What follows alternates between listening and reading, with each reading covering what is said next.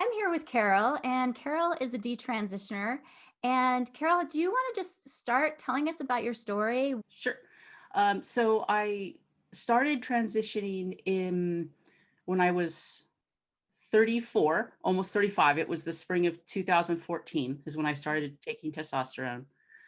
Um, I had I it's kind my story's a little bit broken up. So I have to kind of back up a little bit because I'm an older transitioner, Yeah, detrans. I was going to say it's unusual because most of the people I talk to sort of kind of started with rapid onset gender dysphoria. That's sort of the common thread, but I'm really curious about your story. Yeah, so I'm 40 now. So I'm a little bit older for a detransitioner than some. And anyway, so initially when I was 21, actually in 2001 is when I first kind of came in contact with the idea of being trans. And I was newly out lesbian. I was in the community. We still had kind of a community where people would go to the clubs and go to groups and things like that. And I was hanging out. I had a pretty decent sized group of lesbians I was hanging out with. And it seemed just like overnight, all the butch lesbians just started identifying as trans men. Just Wow. just kind of came out of the blue of it. Yeah. And I had never heard of I've never heard of trans, I guess transsexual maybe in the sense of like the older men who transition later in life. But other than that, I hadn't really heard anything about it. It never applied to women. And one of my friends, I asked her what she meant by a trans man. And she said, well, I feel like my brain is male, like I should have been born male, but Wow. I'm female. And I'm like, how so? And she started to list the things that she felt made her male.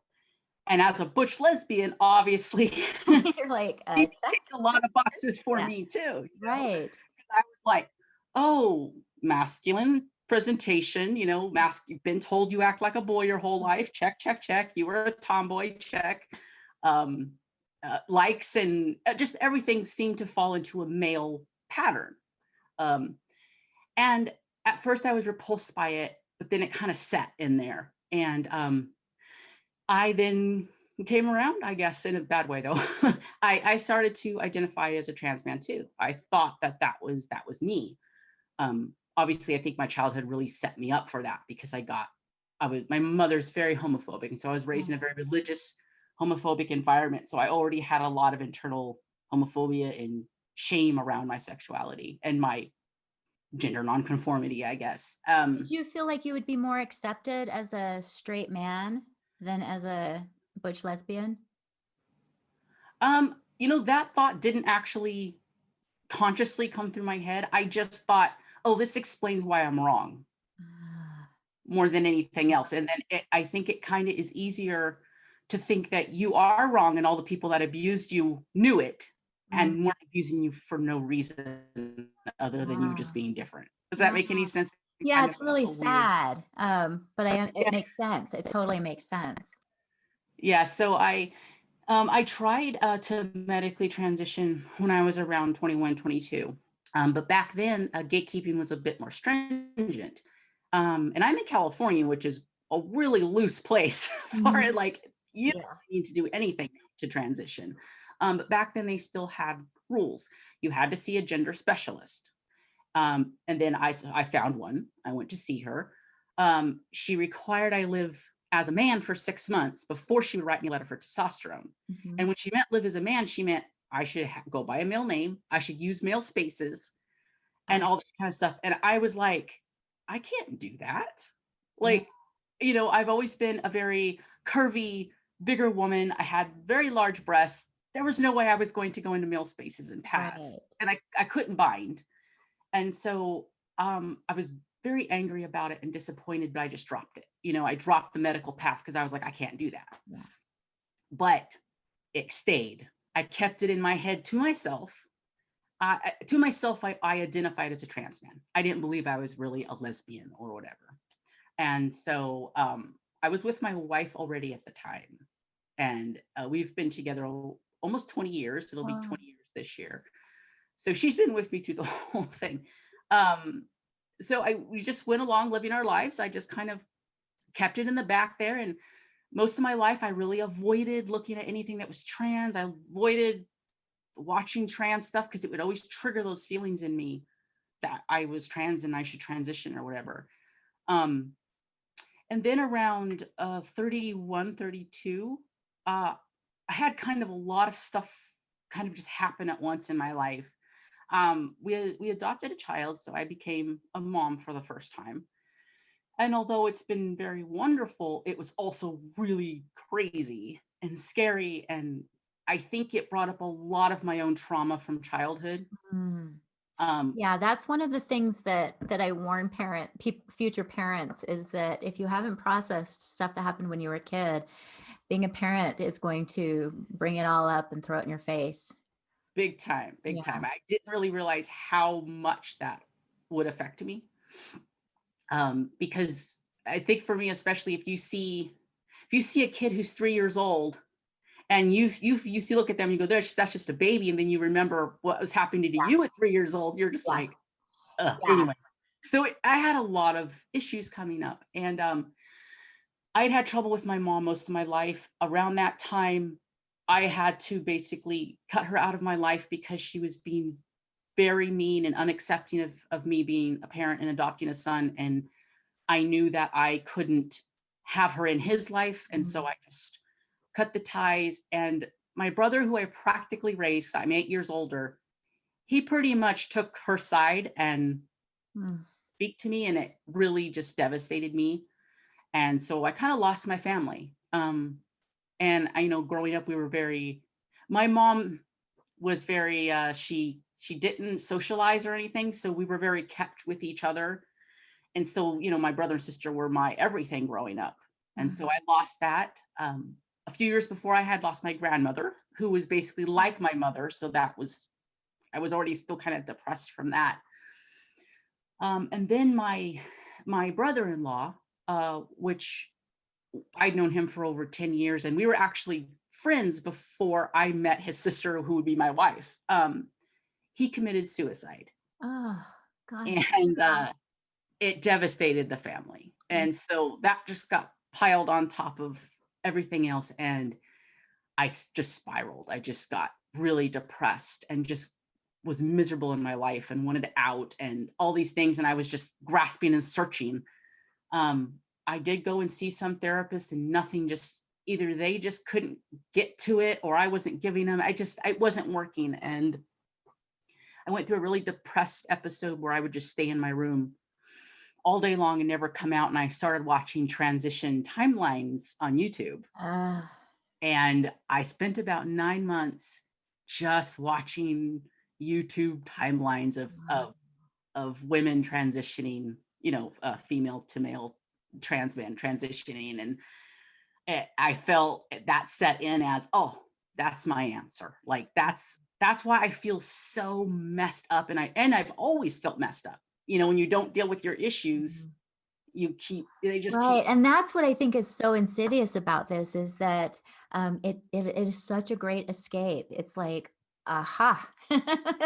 It's not all that baggage that I have been stuffing and don't wanna deal with. It's this, and I can just go ahead and move into this other life, and then I don't even have to deal with all that other stuff. Yeah, but I mean, it's good to point out that that is, at least for me, that wasn't a conscious thought. No, and I think that's why That, it's that- even yeah, that's why it's even more insidious is that we have now laws that prevent therapists from sort of trying to unearth all of that and instead just affirm people because like you said, most of us who had these ideas had no idea that we were thinking them as coping mechanisms. yeah, exactly. A coping mechanism is a perfect Yeah. word for that, like a perfect, that describes it perfectly for me. And it was like me finding a way to cope. And Mm. you know, I I'd had a very self-destructive past, you know. So but you don't know these things, right? Like you're just trying to survive. And so I made the decision that I needed to transition. And I told my wife, and she was pretty supportive because we both believed it was real in the beginning. Well, Even and she she, was probably very worried about you and also wanted a solution. I yeah. mean, And I mean, I will say that in hindsight, if you were to take me at a teenager and put me in today, I would meet the criteria for gender dysphoria still. Mhm. So I mean, like, I think like most butch lesbians can attest to, from what I've heard, we all kind of have it. Like, I think it's just something that we have because of our culture, telling us we're wrong and we're weird or whatever. Right. When you grow up your whole entire life being told there's, that you're kind of off, that there's something wrong with you and that you don't fit in. And yeah, I mean, it's not surprising to me that so many butch lesbians develop gender dysphoria. And like you said, I wouldn't be surprised if most of them. So I did have gender dysphoria most of my life, but like with everything else, it ebbs and flows. The more depressed, the more spiral your life goes, the worse those symptoms get Mhm. because it's, in my opinion, it's a mental health issue. Right. Um, so I wanted, even though I was in my the way I say it is I was pretty crazy at the time, I still was, I think, adult enough to want to try to do it responsibly. Mhm. And so I went to see a therapist. I sought a therapist out myself, wasn't a gender specialist, but which was it would be better, but it turns out it kind of wasn't anyways. But she had some experience working with people who had transitioned. So I went to see her, and I remember the first time we met, the first thing I said to her was, I think I might be trans, but I'm not sure. And I want to kind of like figure it out. So I Mhm. was still kind of on the fence. I didn't go in going, I know I'm a man. I want a letter. I was still in a very open place where therapy would have worked for me. I Right. um, but she didn't question anything. Um, she just affirmed, affirmed, affirmed. She never asked about my past. She never asked about my childhood, any abuse, any homophobia. She didn't ask anything, really. I mean, she didn't really even ask what this would do to my family, which, Or your health. I mean, yeah, I mean, yeah. it's one of those things where I think from a mental health standpoint, I mean, yeah, I don't expect her to know about health things very much, but from a mental health standpoint, if someone's going to try to change their sex or change their gender, or at least look like they're changing it, um, and they've been married for so many years and they have a child already that knows them as their mother, I mean, that's a big thing. That should be something that they really explore with the person. But she never did. And I was in so much turmoil and pain that like I couldn't sort through it. Yeah. Which is why you went to a therapist. Yeah, which is why, I mean, that's why I went to that. I thought I was being responsible, right? And it's kind of weird. It just kind of came up recently as a thought that popped in there. And I was like, is that a real thought or is that something I'm thinking like after the fact? And I asked my wife and she confirmed that she recalled me talking about it. So I think it's an accurate thought. I remember asking her, are you sure? Do you really think I'm trans? Because I'm very nervous about having surgery and I'm nervous about starting testosterone. And she was like, if I thought that you weren't, or there was some kind of trauma that caused this, I would tell you. Huh. Oh, So, wow. you know, the more I know about therapy and the ethical way it's supposed to work, she was not being ethical there at all. You're not supposed to tell people for sure anything. Yeah. Yeah, it's up to them really to make a decision. And especially when she hadn't, made an effort No, to explore all that. Yeah. no, she hadn't asked any of those Yeah. hard questions because she would have found out a lot. Maybe more than she could handle. I mean, it is a lot easier as a therapist just to affirm someone than to dig into that deep, dark pit. Yeah, and in hindsight, I really think that had I been a heterosexual feminine woman who walked in there and said I wanted to do that, she would have questioned me till the cows come home. She would have Mm. just been like, "Well, what about your husband? Well, what about your kids?" I'm sure she would have done that, but because I looked the way I did and I was a lesbian, she was like, "Well, of course you're a man." So she might have even had some internalized homophobia. I I think so. I think a lot do. I think that, anything our society has, your mental health professional is gonna have that bias too, or Yeah. possibly have that bias as well. So, I was very reluctant to start tea, but she pushed me a bit to it. She was like, "Well, just try it. Just try it and see how you No feel. If you harm, no foul. no, yeah, you could just stop and if you feel better on it, that means it's meant Ah. to be kind of thing." Oh, interesting, because from what I've heard, most women, if they start taking tea, are gonna feel really good for a while, even those who don't have gender dysphoria. Absolutely, because it is a mood enhancer. It gives you energy, it makes you feel good. It really helps depression. And so if you're a depressed person and you take it, it's going to help your depression and you're going to be like, "Wow, that's really cool." Wow. And it did. So, I started taking it, and because it worked and I felt better, I thought, "Oh, this is the right path." So, I started down that path, and 4 months into taking testosterone, I had a double mastectomy. Oh, wow. I did not wait. My Yeah, 4 breasts had always been months. an issue for me. I just did not like them from the minute it happened, and, because they were so large, it brought too much attention and just too much. I just didn't like it. So, that was the most sure thing I was. Yeah, that I was most sure about that particular part of it. I was, like, pretty one track with that. I do regret it now, but I think I regret it more because of the way I did it. Yeah, it almost sounds like you would have benefited maybe from a breast reduction. Yes, I Um, I would would have have been definitely done it. medically appropriate rather than Yeah, a mastectomy. yes, exactly. And so it's like I'm not too I'm okay with what not having breasts now. But like I said, I regret because of the way I did it and because I was trying to get rid of parts of me and not reconcile with them and not reconcile with womanhood and all those things that went into it. Yeah. So I do regret that. I was on testosterone for 4 years and I lived pretty stealth. I didn't tell anybody I was trans. I wasn't out about being trans. Only my very close family knew. So in work, school, all that stuff. And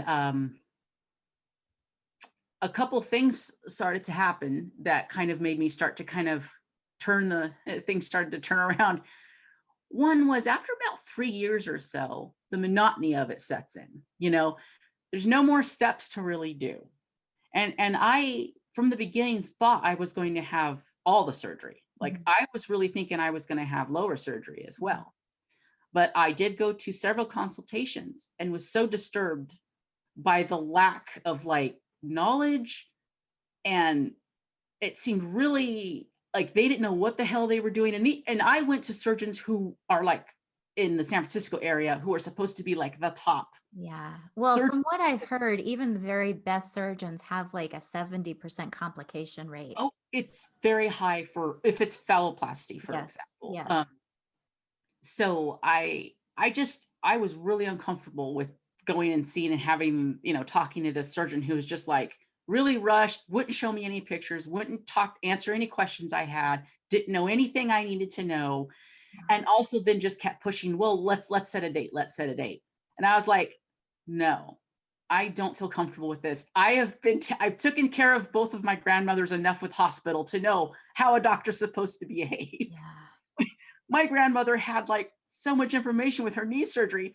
Nothing. I got Oh, wow. so I walked out and I knew I wouldn't have lower surgery. And for me, that was really depressing and really just like I was like, well, that's it. Like No more steps.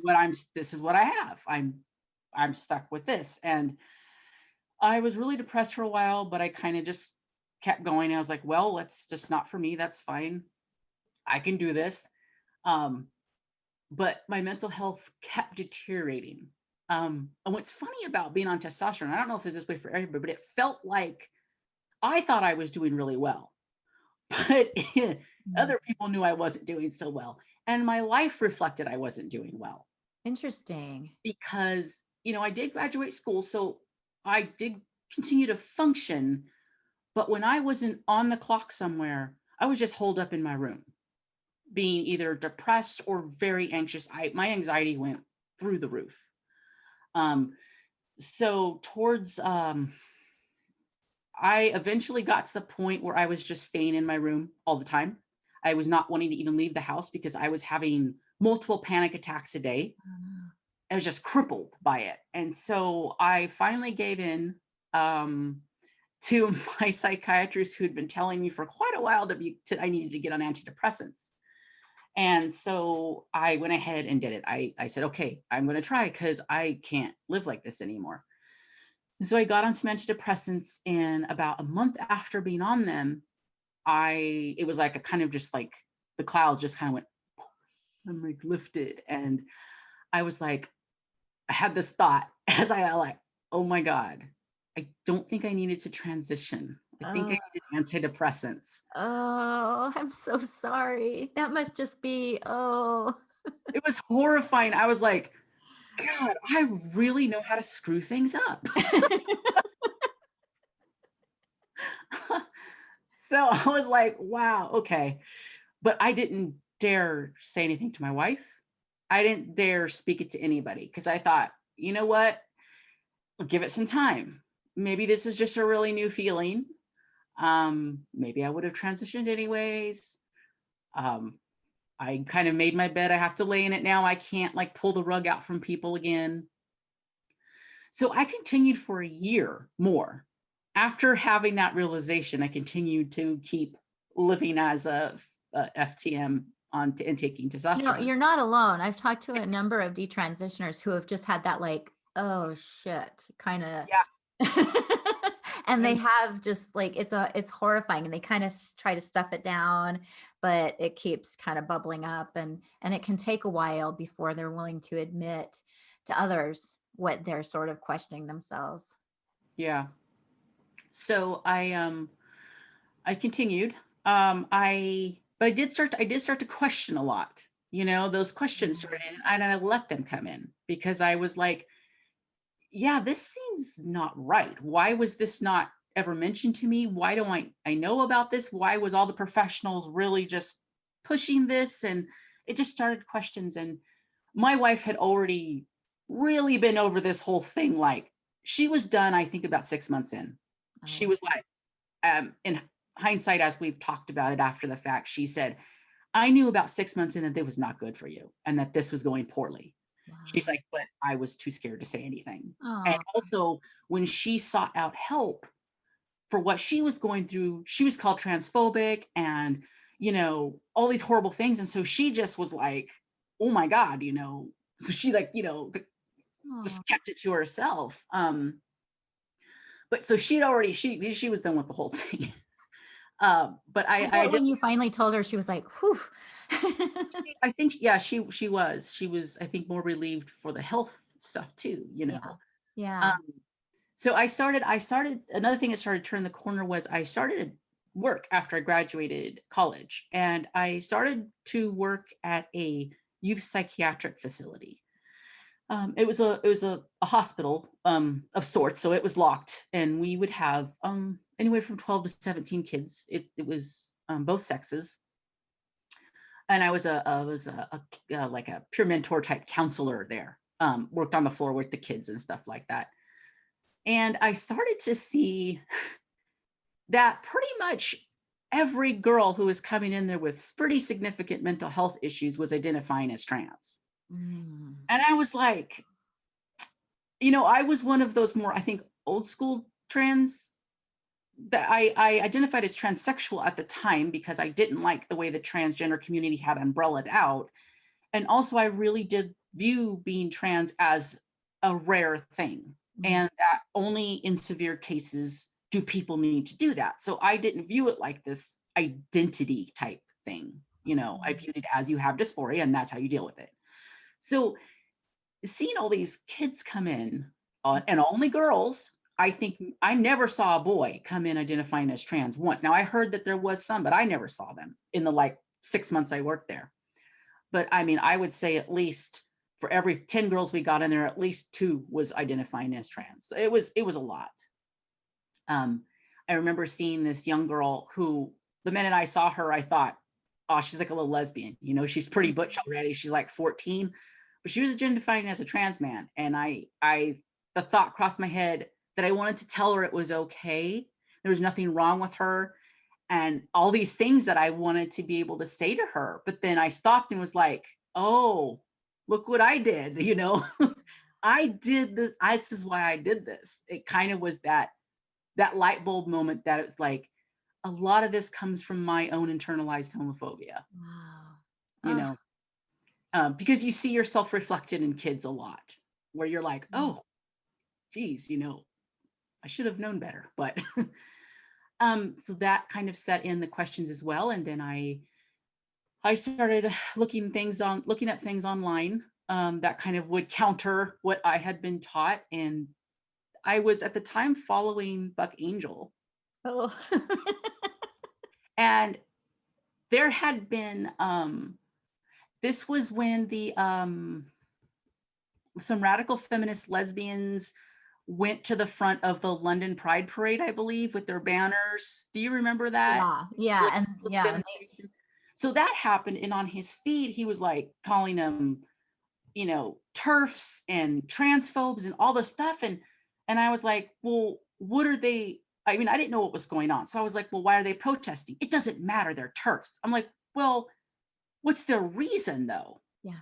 And no one would give me an answer. And people were actually getting mad at me for questioning. Wow. So I went to find the answer and then found radical feminism. And that was really kind of a boom, because radical feminism offered me an alternative in a way, a different view of why I might feel the way I do about things. And also, it let me kind of see that as a woman, as a girl, and as a woman, you are put through a lot of shit Mm. by our culture that can really mess you up. And you're not imagining it. I think oftentimes women are real gaslit about how bad some of our experiences are. Yeah. And radical feminism was like, no, that happened. So Yeah, it really is trauma, and it really can mess you up. And I think that that's important for especially younger women and teenagers to hear. And also that, as you mentioned, like having breasts all of a sudden like switches the dynamic, and you really are viewed as a sex object in a way that can be extremely uncomfortable.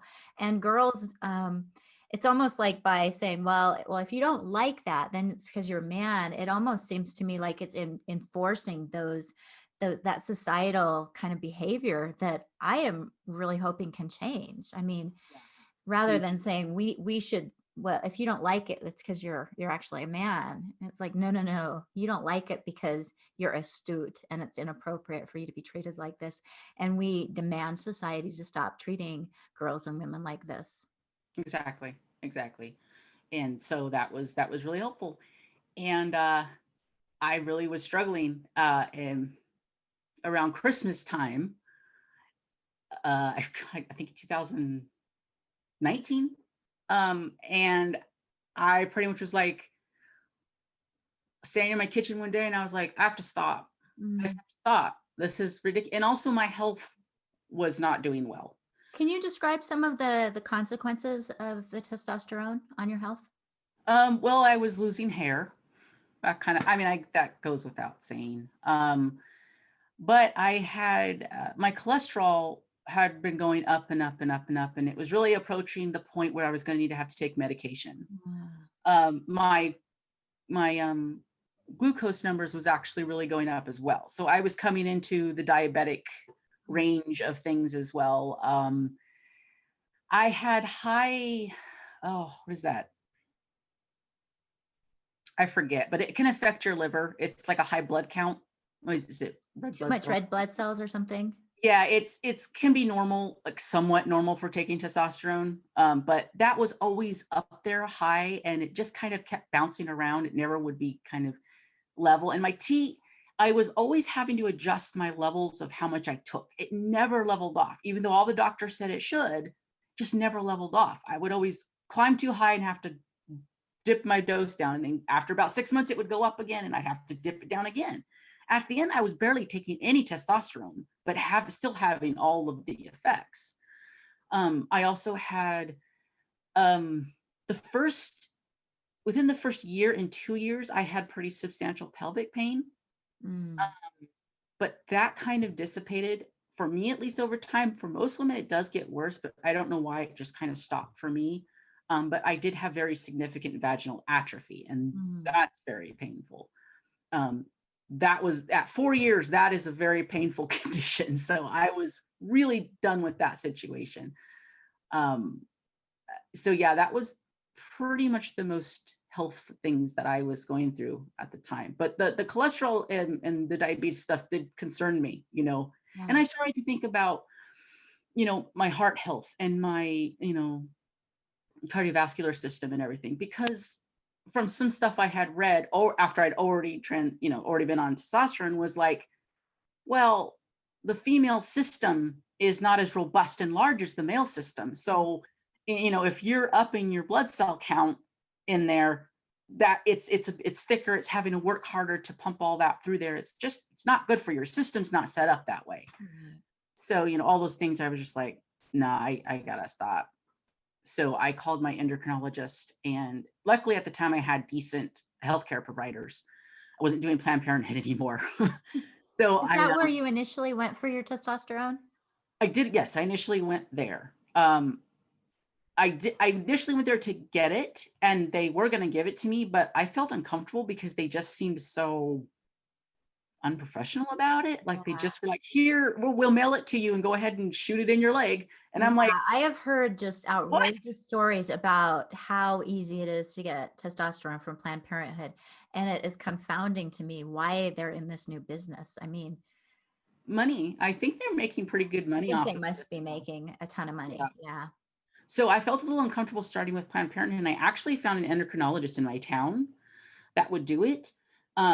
But I later found out he was only really doing it for the money, and he thought it would be interesting to see what happened because he'd never done it before. Right. So I quit going pretty quickly because I felt like a guinea pig, and he was very misogynistic and just made me feel I very. wonder if a lot of these surgeons and endocrinologists who are doing this, if this is like some really deep set misogyny that they have, because especially those who are doing the mastectomies, they don't seem to even think twice about it.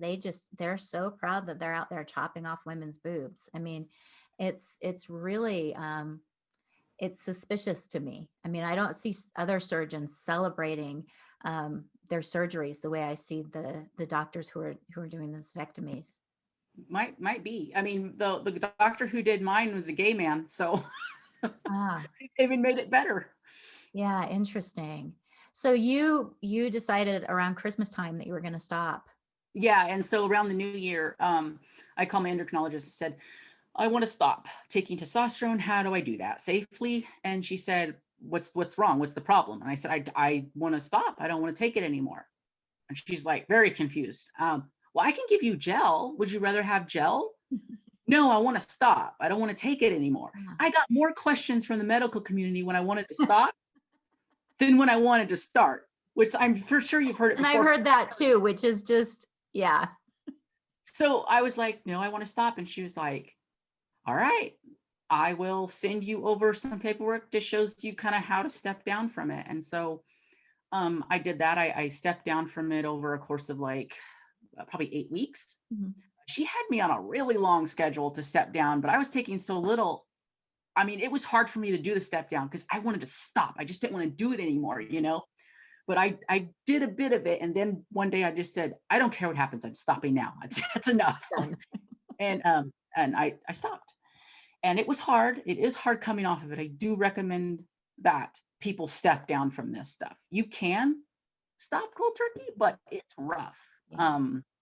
It was rough stepping down, so I can't imagine not doing that. So I stopped, and she also had a consultation with me a little bit after she gave me the thing to stop. I think 3 months out, she wanted me to come in. She did a full plan of blood work, and then she wanted to meet with me. And I met with her, and she was pretty nice and pretty open about discussing these things with me. And I told her I'm detransitioning and what that means and all that stuff. And she spent a whole hour talking to me. But for a doctor to do that, that's a pretty big Yeah. thing. Wow. She had a lot of questions, and she said, she confided to me that it was concerning to her how many young women she saw coming in Yeah. getting testosterone. And she said, I don't feel good doing it. I don't want to give that to them, but I'm told that they've seen a psychiatrist or a psychologist and that they've been okayed. I'm like, they're seeing one that doesn't do anything though. And you could tell the look on her face was like, shit, Yeah. because I think doctors are looking to the mental health community. This rests on them. This whole thing does. Mhm. Because if they don't okay it, even now, even in California, with most insurers, if they don't have somebody okay it, they're going to be more reluctant to give the medication. So she was really passing the buck. And when she couldn't pass the buck, you could tell she got really uncomfortable with it. But Well, and I wonder how many of these doctors realize that with the new therapy bans, that a lot of therapists are completely unwilling to explore underlying causes of the dysphoria because they are scared of losing their license. And yeah. so there really is nobody, even if a child or a young adult or even an older adult goes to a therapist, they're not likely to be challenged. They're not likely to get the good care that they need, to really explore what might have caused the dysphoria in the first place. And in my experience looking for a therapist who would be open to talking about detransition or anything, I would either have to go to a very Christian conservative one who would then be kind of homophobic with me, Yeah. or go to nobody, because I like no, or either they're gonna say, oh, I don't know anything about that, I'm not qualified to talk about these things, you need to see a specialist. Wow. Well, any therapist that's doing it, gender specialist, they're all affirming, so that's useless too. Now Yeah. the health provider I'm with though, um they've been very woke and doing this for a while. So their psychologist is I did have to meet with her when I started with this healthcare provider. Um, I did have to go up to the Bay Area to their clinic. I had to meet with their therapist, which she apologized profusely that I had to meet with her. And then she never asked any questions. Um, Nothing. She was just like, great, boop, so there's no checks and balances there. Yeah. Yeah, and it is astonishing to me because, when I was in therapy as a kid, I wanted the therapist to affirm me, but none of my therapists affirmed me. Like it was they spent therapy trying to figure out why I was saying I was a boy. They weren't saying, "Of course you were a boy." And so, I mean, and things changed so much just in the last, 10 years, 15 years. It's Oh, yeah. just it's just beyond comprehension that we went from, therapists actually trying to explore underlying issues to therapists saying, "Oh, of course you're right. Yep, if you're a boy, if you think you're a boy, you're a boy. Let's push you forward. Go ahead, get your testosterone, get your mastectomy, maybe get bottom surgery." I mean, Yeah. it's just it's such a shame, and I think about these young girls, like the ones who are at the facility you worked at, who are not getting anybody questioning them and how they're going to feel. I mean, I don't know, how did you feel once sort of accepted detransition and sort of identified some of the reasons for your coping mechanism? How do you feel now? Are you angry? Are you frustrated? Like how do you process it? Well, I'm about 2 years out, so I've gone through a lot of stuff. Yeah. I'm more stable now with kind of my feelings around the whole thing. But initially, I was Mhm. really angry because I did feel like I really felt abused by the system. I Yeah. really did. So, and I was very angry at that therapist. You know, um, but I also know that there's nothing I can do about it with her either, because there's no rules with any of this. Yeah. So there's that's what it is. Um but yeah, very, and just seeing how many young women too and teenagers are going down that road is very, very disturbing. And the other thing that's really just got to me is how many lesbians are going down this road. You know, Anywhere online, even in my local community, is well, since COVID, there's no, like, everybody's at home anyways. But from what I could see, it's like everywhere you go, lesbians are transitioning. And it doesn't stick with young. It's all that runs the gamut as far as age. It doesn't seem to be a real age cutoff unless you get maybe into like late 50s or 60s, Mhm. but I've known when I was first transitioning, going to the trans support group at my local town, there was a butch woman there who was in her mid 50s looking to transition. Wow. So this is a this is something that really, I think, captures us butch lesbians as well, because I think it does check all those boxes, and it is an answer for us feeling like we've been wrong our whole lives, and that's really a shame. Yeah, it is really a shame. It's heartbreaking. And I know that some of the clinicians who worked at the Tavistock Clinic in England have been very open about their concerns that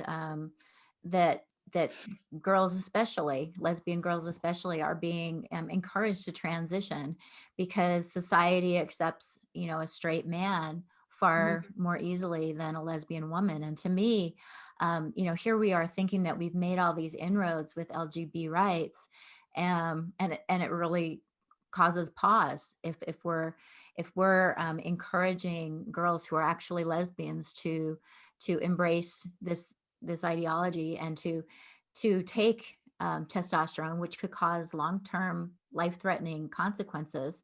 Yeah. Then we really aren't as far along with LGBT rights as people think we are.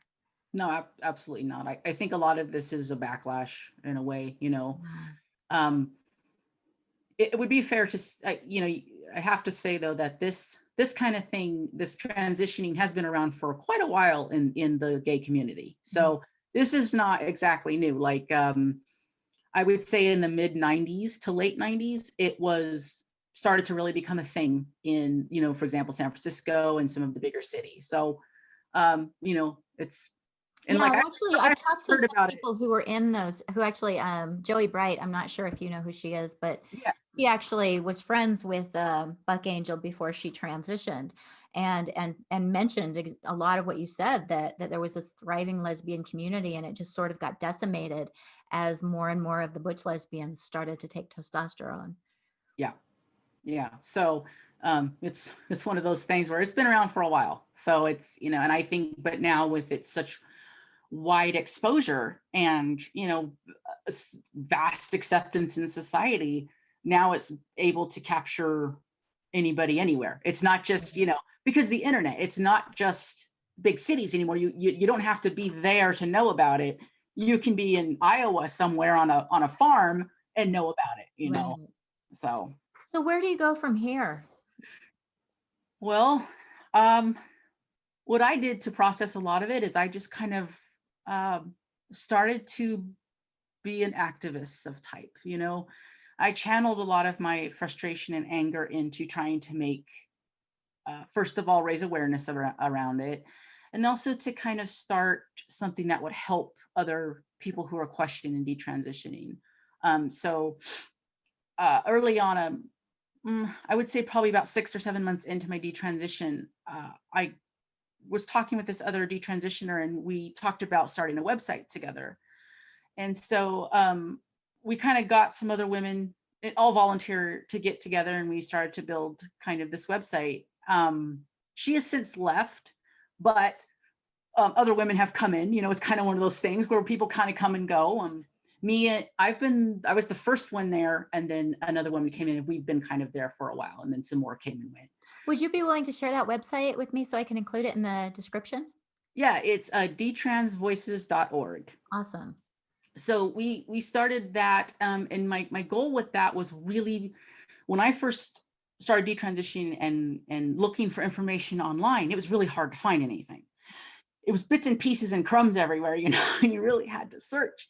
And I thought, if nothing else, I want a website that can kind of accumulate and have a lot of resources for people, like a one-stop shop. You get there and you go, oh, well, here's all these bloggers, here's all these articles, here's all this stuff that I can like go to. And so that was kind of the main focus, but we are definitely expanding out. We publish people's stories. We're going to be publishing other writings, not just personal stories, but other writings on the subject of trans and detransition that any detransitioners want to write. We hope to have a forum up eventually where people can actually talk to each other without being um, restricted or canceled or kicked. Like Reddit's just been so hard on. Yeah. It's shut everybody down. Social media has been just real hard on detransitioners. So give Yeah, us a. it's astonishing to me that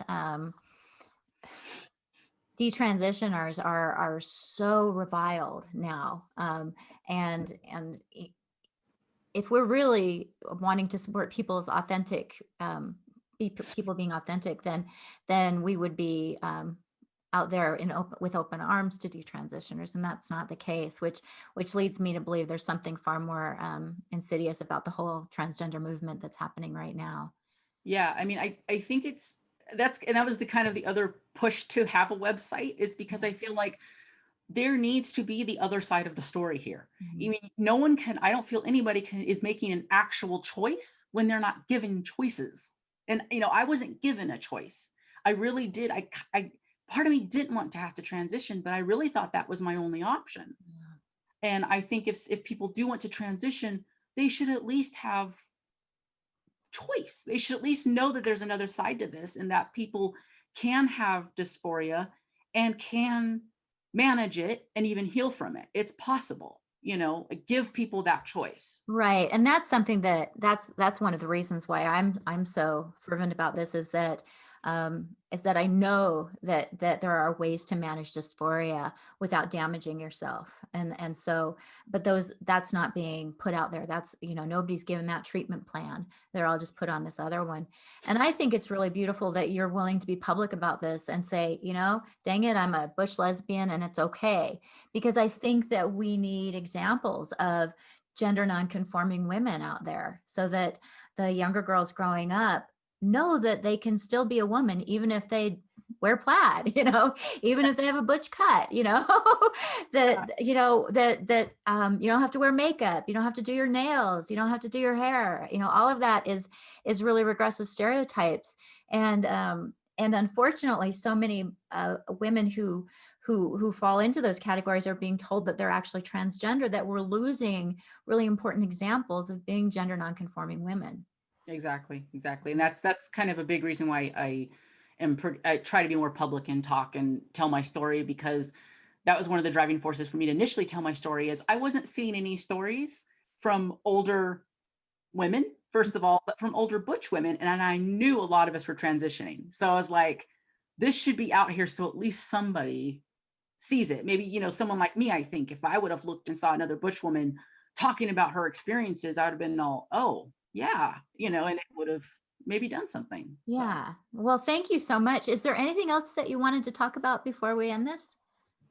no, I don't think so. I think Okay. we covered everything pretty good. Yeah, and I want to thank you for being willing to share your story. I know that these are, difficult things to talk about, but like you said, if this helps one young girl who, thinks that she's born in the wrong body realize that she's not and that she's fine just the way she is and accept herself as she is, then I feel like it's so worthwhile. And You know, the hopefully it'll reach even more than that. the one thing that really clicked with me when I heard it, and I don't remember who said it, but I was watching an interview with some radical feminist, and she said, the only thing that makes you a woman is you're female. Right. That's it. That's it. And it's so simple.